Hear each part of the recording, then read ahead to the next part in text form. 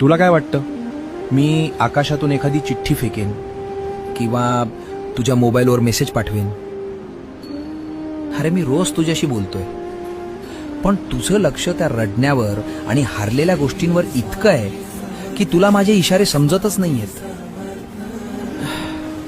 जे रस्ते मी तुझ्यासाठी अचानक बंद केलेत ना बाळा, तिथे पुढे दरी होती. पण तू मात्र जे मिळालं नाही त्यासाठी माझ्या नावावर खडे फोडत बसलायस. तू देवाकडे चमत्कार मागतोस, पण जेव्हा तू आतून पूर्णपणे तुटलेला असतोस आणि तरीही अचानक सकाळी उठून पुन्हा लढण्याची नवी ताकद तुझ्या अंगात येते, तुला काय वाटतं ती ताकद कुठून येते?